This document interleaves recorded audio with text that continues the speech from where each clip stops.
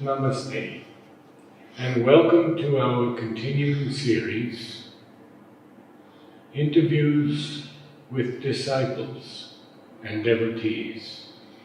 Today again we are happy to have Srikant with us. Namaste. Namaste.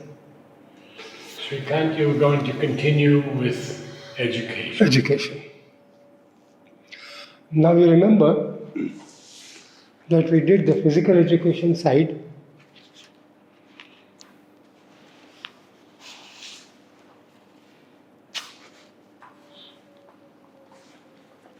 Now physical education side,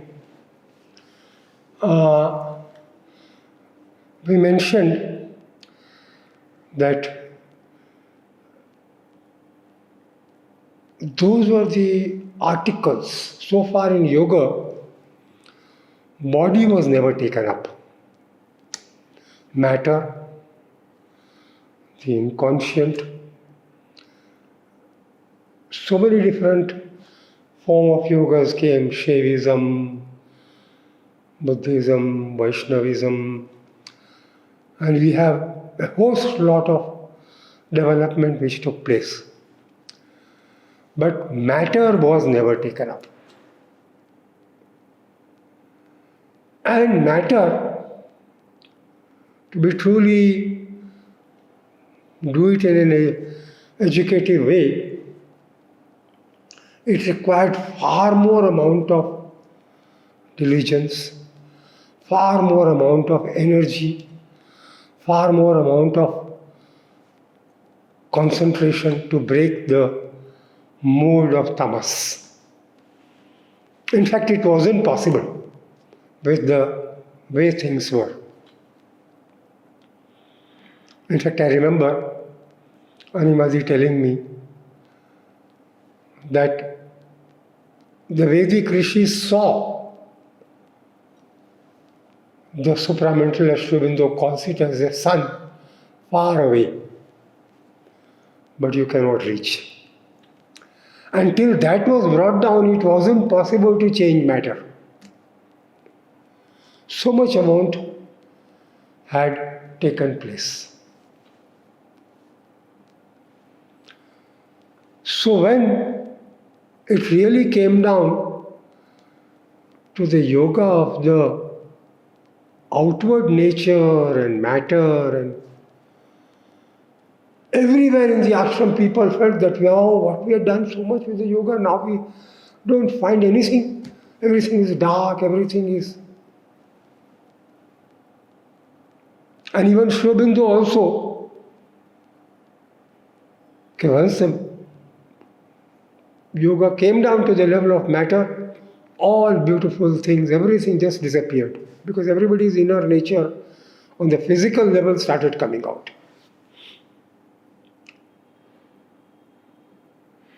And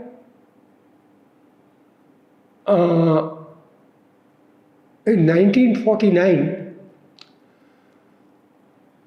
1950, he was busy finishing up and giving final touches to his Savitri. It is at that time that mother came and told him that I have decided to start an association. In fact, they had already started the association. During the French time, one could not register a trust. One could register only an association. So, Jeunesse Sportive de l'Ashram de Sri Aurobindo, she wanted to work much more with the local people who were French and Tamil, because then only you can get into contact with the local people. So Benjamin was a local man, and in fact he finally took up in the ashram the work of making the caps for people, for cricket and all that, white caps. And he was in charge of the cycle department. Whenever mother gives sanction for 2 hours, he needs a cycle, 1 hour, he would keep a register what time to what time you need a cycle. That Benjamin was made the president of the Jeunesse Sportive de l'Ashram de Sri Aurobindo. That is the sportive youth of Sri Aurobindo Ashram. So she came and requested Sri Aurobindo that we have started this, starting a magazine also for it. In fact, the bulletin, red cover that we see with mother symbol and all that. Now it is the bulletin of Sri Aurobindo International Center of Education, but initially it was the bulletin for Jeunesse Parthive de l'Ashram de Sri Aurobindo. And she came and requested Sri Aurobindo that please write some essays for this association and especially on physical education. So right in the beginning, while he was doing so seriously about his Savitri, simultaneously he started these articles on physical education because it is the work which is going to take place on the body level now. So the first, he gave the message for JSSA that there should be such associations everywhere. Then the first article he wrote, perfection of the body, divine body. So all these things right in the beginning regarding the body and how body is going to go ahead and what is going to become of the body. Ultimately, body is supposed to express perfect beauty. So these were the things, and everybody's nature, physical nature, started coming out. In fact, in 1950, he had discussed with the mother, and she had, both of them, they said, Sri Aurobindo said, my body is too weak. I haven't got that much amount of this thing. So the necessity arises, I will have to go. You will have to keep up with our supramental work. And she had agreed with Sri Aurobindo. But the inconscient of the self in the brain, it just always rotated round and round and round, and it was not becoming still. And Sri Aurobindo told her, okay, if this does not work, we will have to reject this and find another way. Till that happened at the material level in the brain, it wasn't possible to bring down the supramental down from the mental to the vital to the body. And then finally he had to make the final sacrifice of giving up his body. As soon as he made that final sacrifice, immediately the mind of light got realized, as he calls. That cell became still. It was always like a mad thing. It was going, rotating round. Anything that you tell it is just that only, within that circle.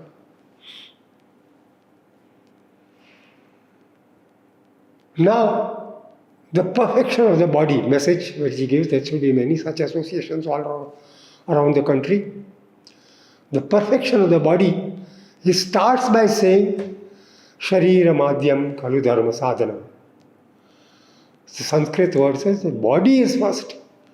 Because indeed, body is truly the instrument for doing dharma. That is our own development in yoga. Everybody used to say, but there wasn't any way out.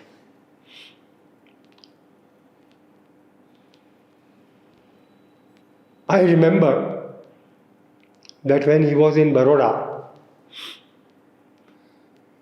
there was two Purani brothers. Chotu Bhai Purani is the elder brother, and his younger brother was Ambalal Purani, A.B. Purani, who later on settled in the ashram.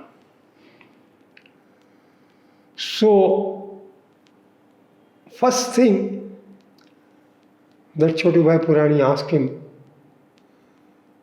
that what should I do?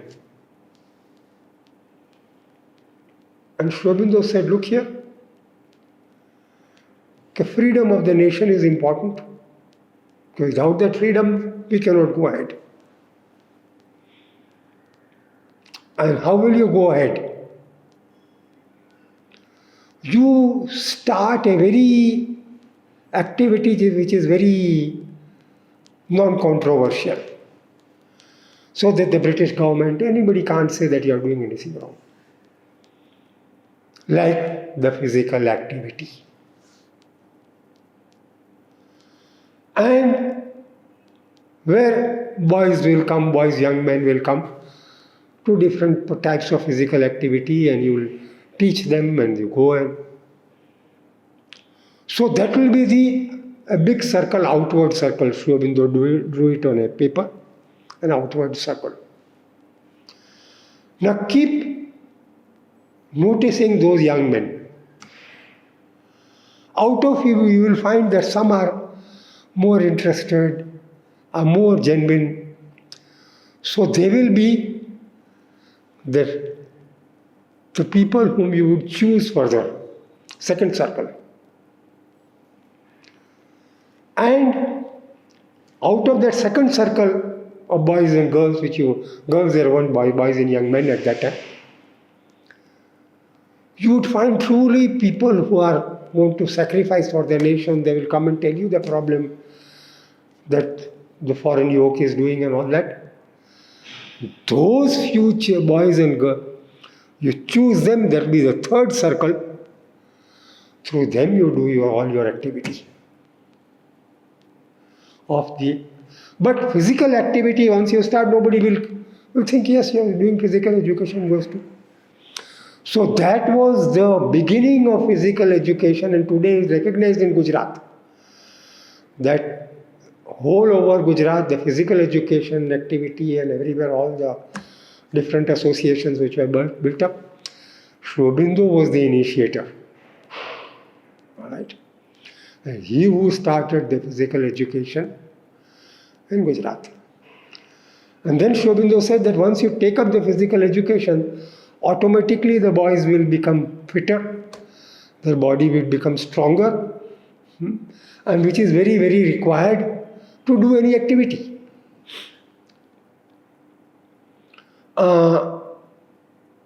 So he said, all right. So he and Ambubai Purani took up this activity of physical education in Gujarat. Next he asked Sri Aurobindo how to prepare bomb. Alright. So Sri Aurobindo said, for this you go to Barendra Kumar Ghosh, my younger brother, he will tell you. And Chotubai Purani along with Barendra Kumar Ghosh, walking on the railway track so that nobody suspects, orally he explained how to make bomb. And Gujarat later on became really the center of all the revolutionary activity.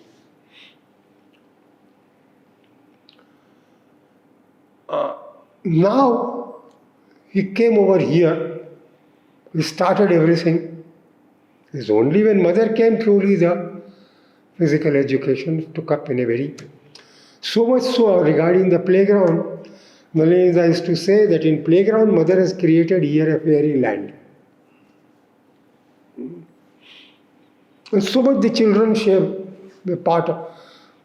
Actually children came because Japanese and Subhash Bose's army came to the gateway of India. Bombs started falling in Calcutta. So many of the Sri Aurobindo's followers in those days, they said, we don't know what to do with our children. Shall we send you here in Pondicherry? And Sri Aurobindo naturally said yes. So that's how the children came in the ashram. Otherwise there was no possibility of having any children in the ashram. Once the children came, naturally the whole life turned. She had to think of their education, how to bring them up, how to create an ashram, an activity around, And whole ashram activity, which was very, very stiff and severe, became open. Now, as soon as in 1950, finally Sri Aurobindo left his body, though mother had given a promise to him that she will carry out the work of the transformation and bringing down the Superman. But the love for Sri Aurobindo was so great, she wanted to give up her body also. And it was a very, very difficult moment for the mother. Extremely difficult moment.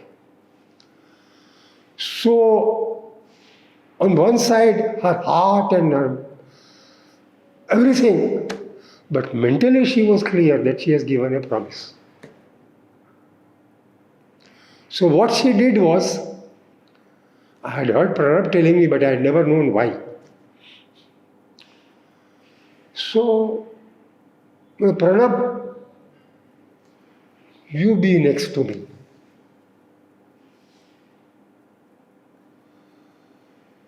There were also some problems in the ashram at that time. And that was another issue also. But she just told, Pranab had just come in 1945, so 1950 he was not a very stalwart in the ashram like old people like Champak Lal or some of the other Bengali stalwarts or Gujarati stalwarts. Harikant's uncle was there, Purushottam. But anyway,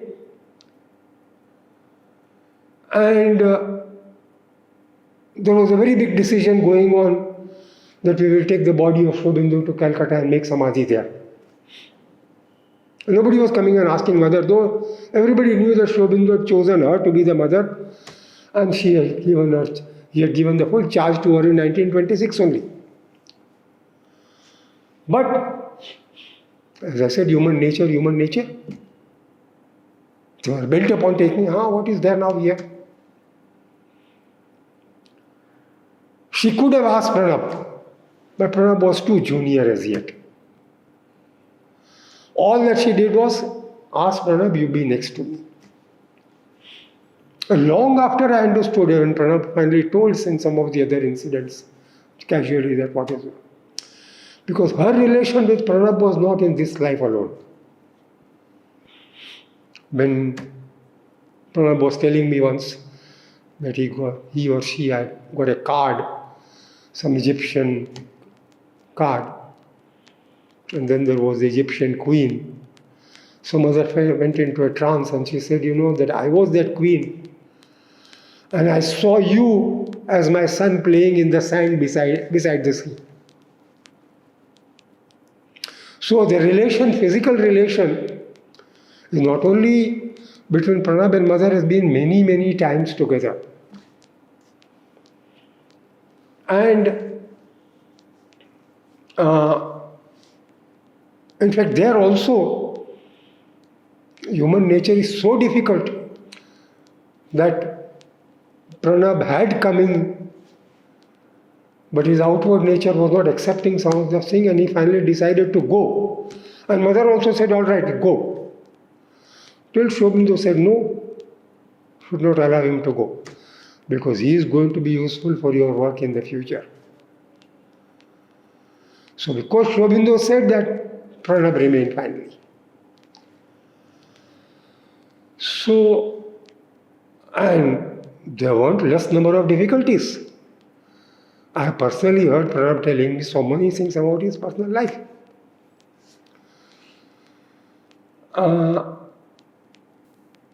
That mother said later on to Pranab, that act of staying constantly beside me, you obeyed me for next 10 days, otherwise I would have left my body and gone. Because my attachment and my relation with you was so close that I could not leave you either. So between two choices, on one side she knew that she had to obey Sri Aurobindo, So it was a very touch and go moment there.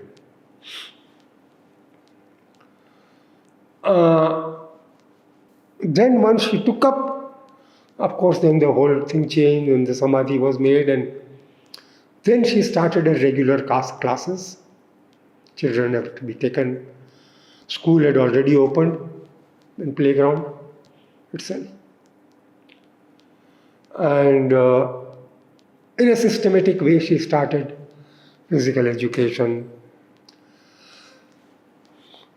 Now, Pranab started all the different sections of physical education. He wanted to go and learn outside. The mother said, no, not necessary to go outside and learn. Whatever you require, I will see that you get. She had some idea that bodybuilding with weight is not very good for the body. So Pranab made all the arrangements, everything. I mean, Pranab mentioned to her, no, I don't want you to die quickly. Don't do any weight exercise. But Pranab one day made all the arrangement. Didn't tell her that he is going to show her all the bodybuilding exercises. Made her sit, and then he showed her the exercises. This is beautiful. Please keep up with it and teach others also. So she started different classes, students, and then started going ahead. Now Pranab was made the director of physical education. Benjamin, from outward point of view, so there's all matches, everything, contact with the outward world in Pondicherry, was through JSS and Benjamin, who was the president. But internally, Pranab was the director of of the physical education of the ashram.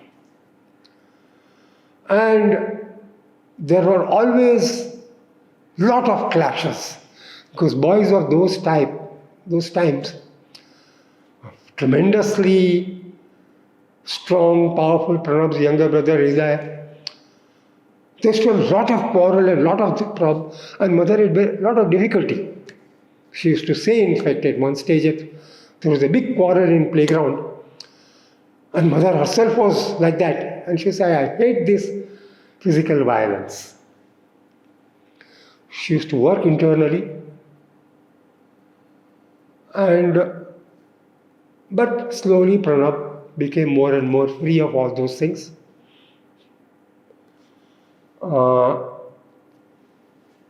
And then all the tournaments started, and whenever she appeared for darshan,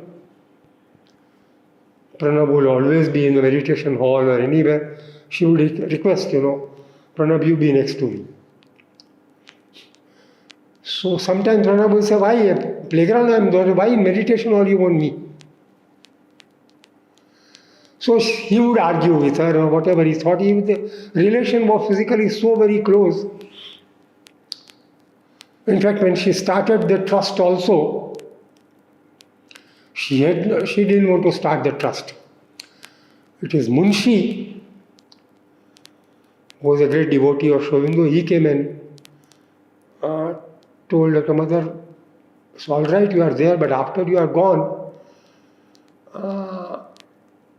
what is going to happen? Some of your relations will come and demand the whole thing. Mother didn't like, but at the same time, well, as a devotee, because she wanted to do the supramental in her own body.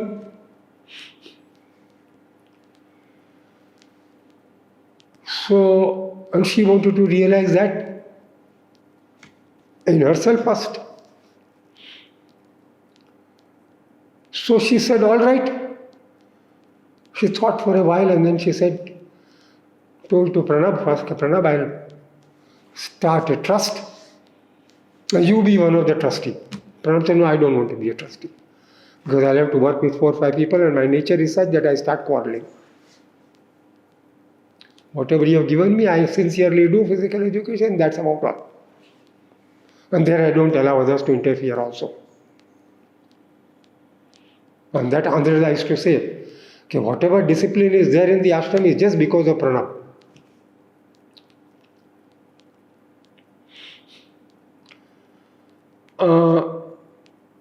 Of course, there was also a lot of this thing in the ashram. That pranab is somewhat, even Satprem has written this in his book. That pranabs, he didn't like foreigners very much. You must have known, you must have read also.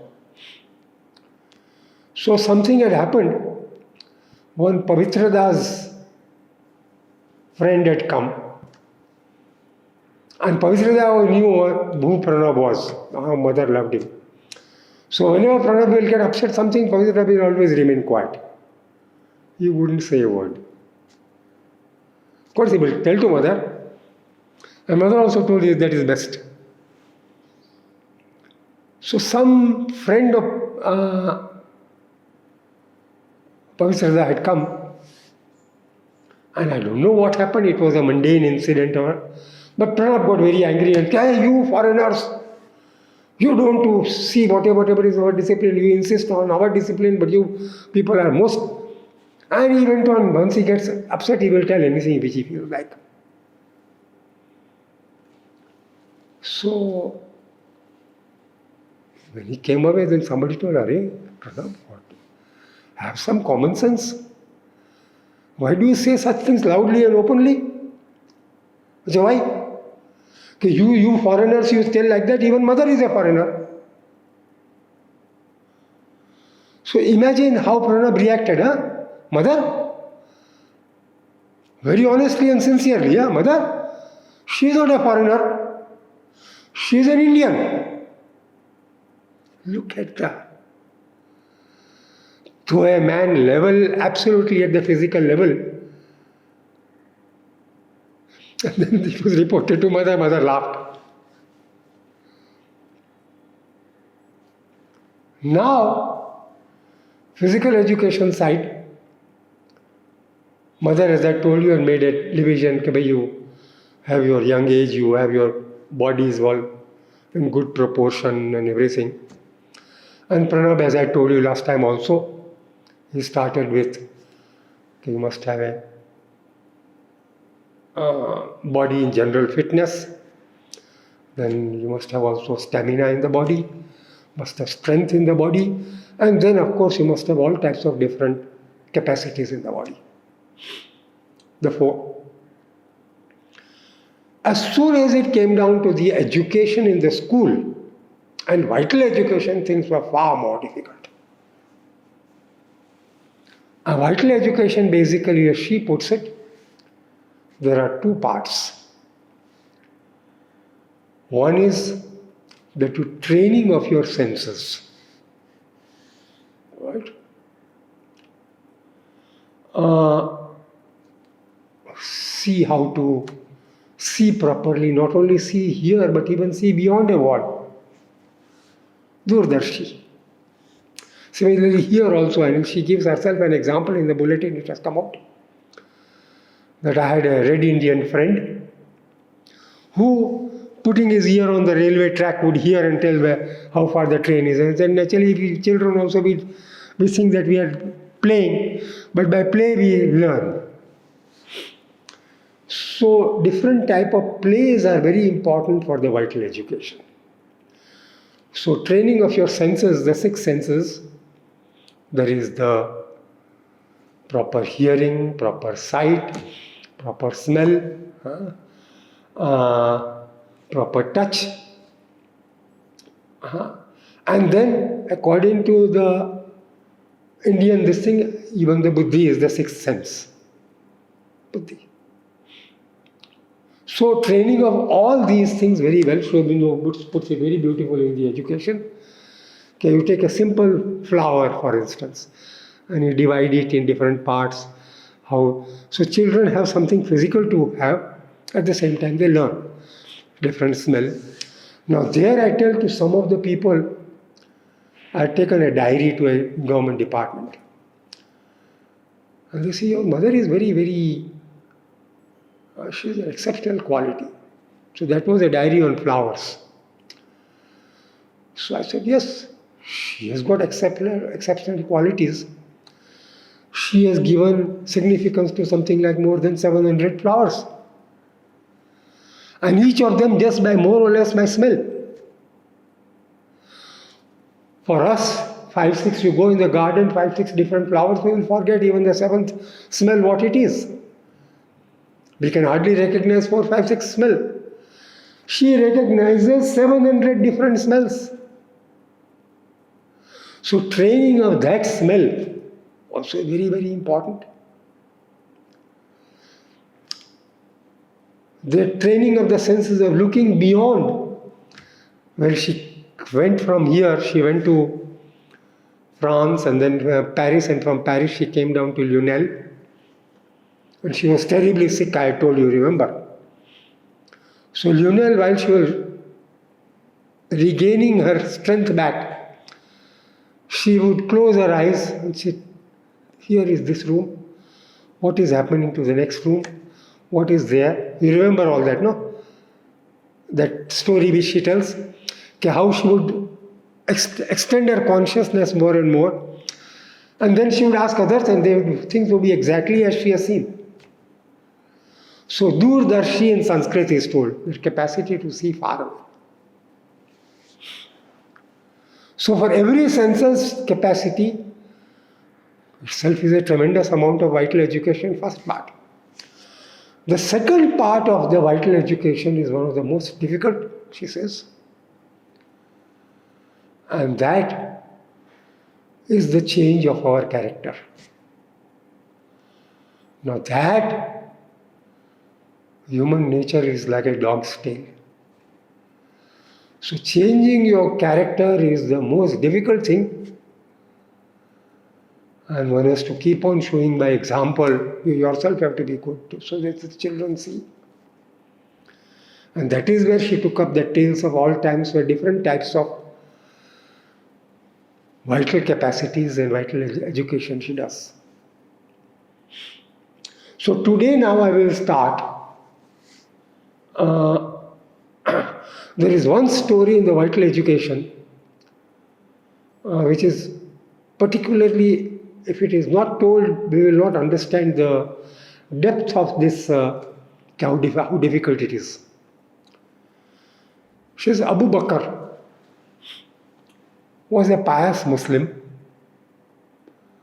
Everywhere in the village and the small town that they were, everybody praised and said he is a very good man.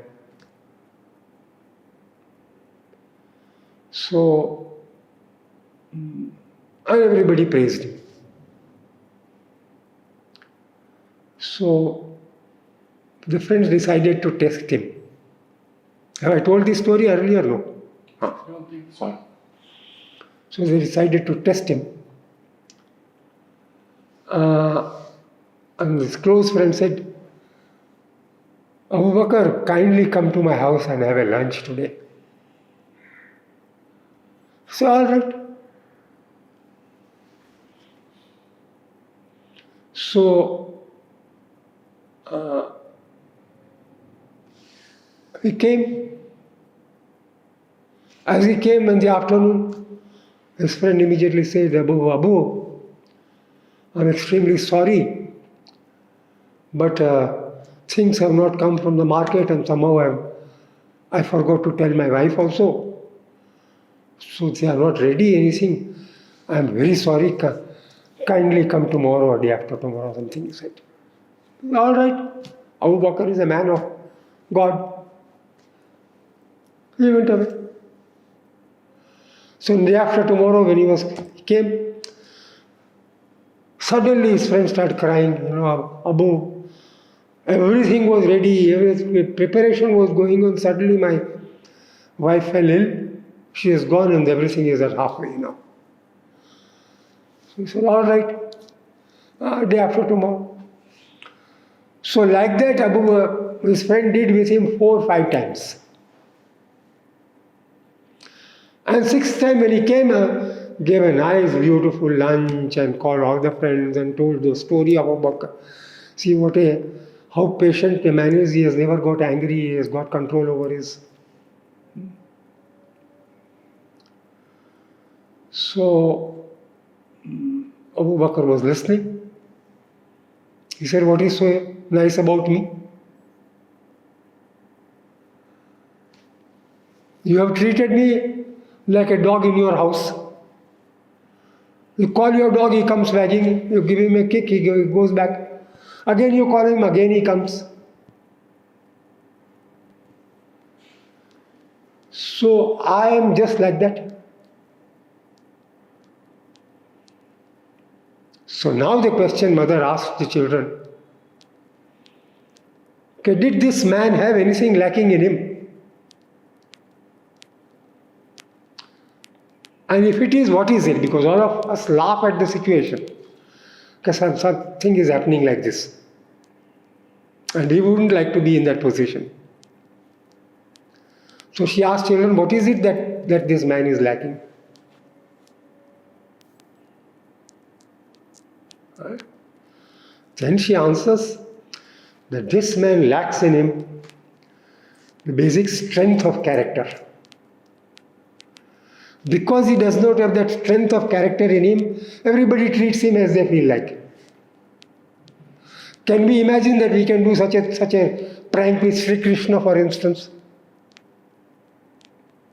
We can't do.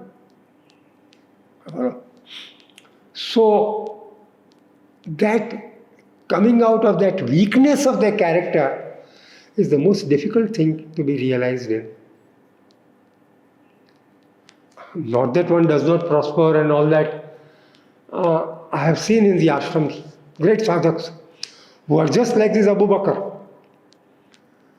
But I wouldn't comment and say anything wrong because I have written the story of Gangadharan. Have you ever read it?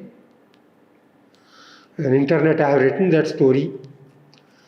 I'll bring it out and probably give you can put it also in your this thing. He was a great soul. On one side you feel he's just like Abu Bakr. On the other side, the amount of spiritual realization that he had was fantastic. But the development of the strength of character should be very, very important. So now we have more or less completed the physical education and vital education. Different forms of vital education, development of courage, good habit, this, that, she puts up in her Tales of All Times for Children.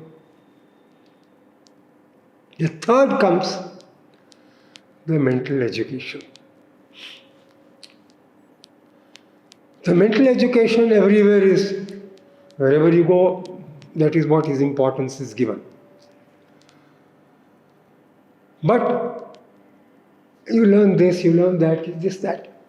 Mother said the first thing that you have to teach that everybody should have an aim in life. She starts by saying an aimless life is miserable.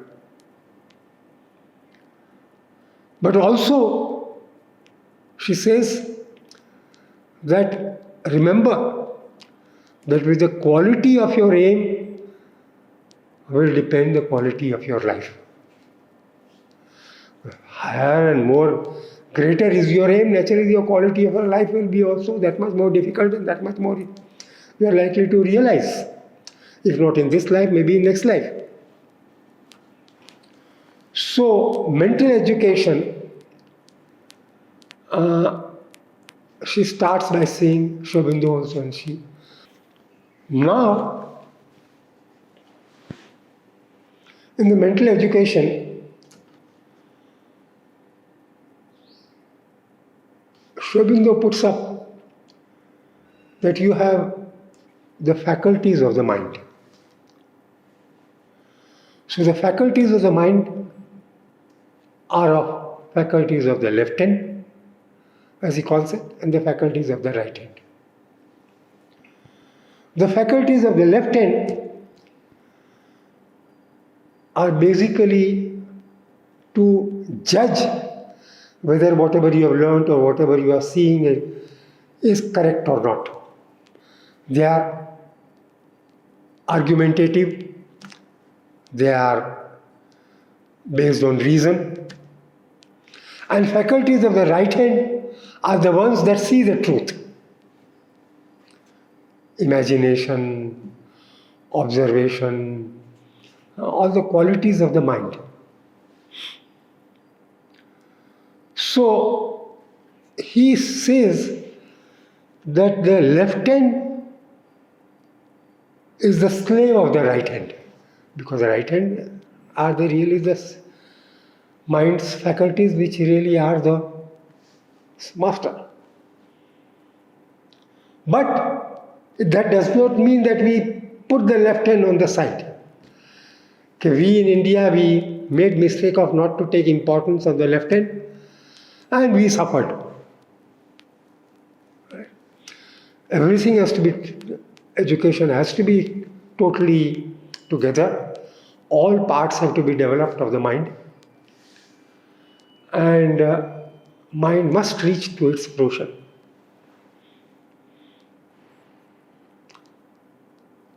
Memory also is a part. Now Sri Aurobindo says that a remarkable feature of modern training is that you teach mental education, you teach one or two subjects with a host of others. One period you learn one thing, history, another period you learn geography, third you learn, whatever, English, French, and so on and so forth. And the basic capacity of the mind to concentrate on a subject for a long time, you do not teach. So Sri Aurobindo calls this teaching by snippets. You teach one subject a little like snippet. So the student comes out, and at the end, finally, you end up by a grandiose specialism. He says this is to base the triangle on its apex and hope that it will stand. The old system was just the opposite. We started by one or two subjects. Right? One language, your mother tongue, especially mother tongue, she gives far more importance. But in that one mother tongue or one or two subjects that you take up, observation,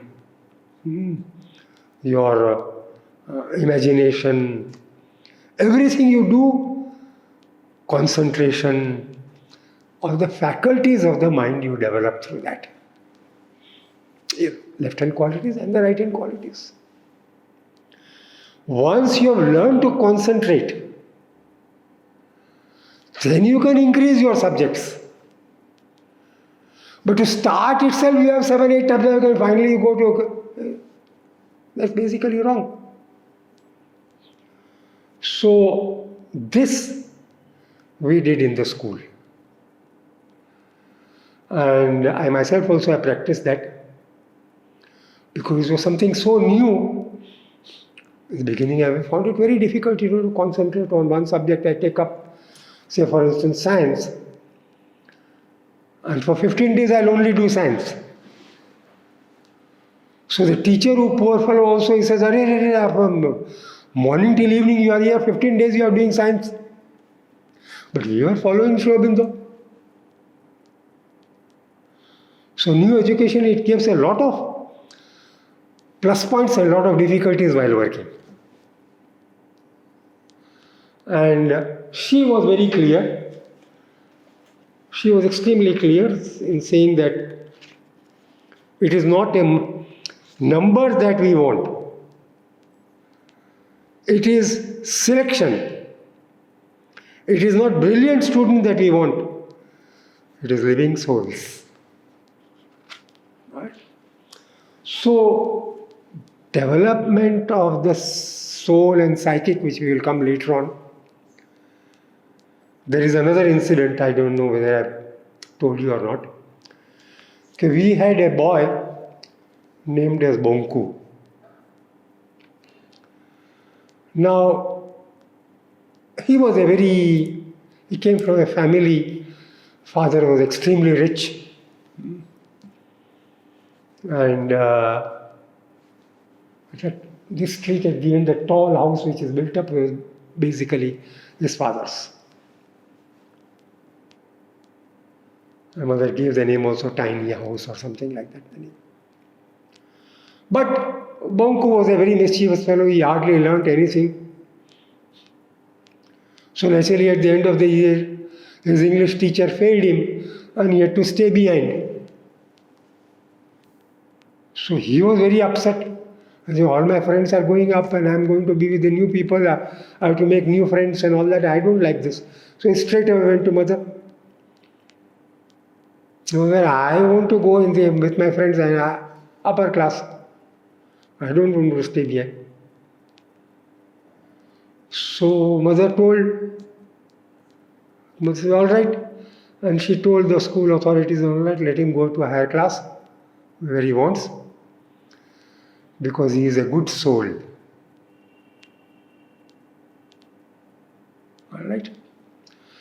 Now the English teacher in the dining hall, we were all laughing. He was in the dining hall outside, we were sitting and all that. So he was very upset. How can mother do this?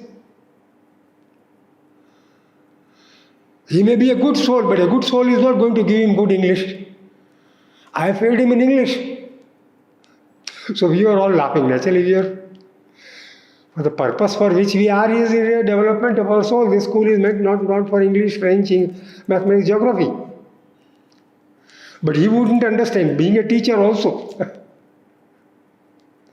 So this was a very vivid example I will always remember. Namaste.